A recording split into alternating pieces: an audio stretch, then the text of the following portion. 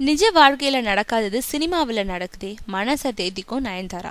வல்லவன் படத்துல நடிச்சப்போ சிம்புவோட நயன்தாராவுக்கு தீவிர காதல் ஏற்பட்டுச்சு. ஆனா வேகமா வளர்ந்த காதல் வேகமாவே முறிஞ்சு போச்சு. அதுக்கப்புறம் பிரபுதேவாவை 2வது முறையா காதலிச்சாங்க நயன். அவரை திருமணம் செஞ்சுக்கிறதுக்காக கிறிஸ்துவ மதத்துல இருந்து ஹிந்து மதத்துக்கு மாறினாங்க நயன்தாரா. ஆனா கடைசி நேரத்துல அவங்களுக்கு இடையே கருத்து வேறுபாடு ஏற்பட்டு உறவையே முறிச்சுக்கிட்டாங்க. அதுக்கப்புறம் காதல்ன்றதையே கெட்ட வார்த்தையா நினைக்கும் நயன்தாரா இனி என் வாழ்க்கையில காதல் கல்யாணம்ன்றது நடக்காது, எல்லாமே நடந்து முடிஞ்சிட்டதுன்னு விரக்தியில பேசிட்டு வராங்க. இந்த நேரத்துல அவங்க ஆர்யாவோட நடிச்ச ராஜா ராணி படத்துல அவங்களுக்கு திருமணம் நடக்கிறது மாதிரி காட்சி இடம்பெற்றது.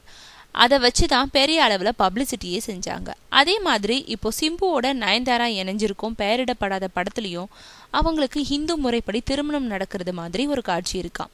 ஒரு பிரபல கோயில்ல அந்த காட்சியை படமாக்க திட்டமிட்டு வராங்க.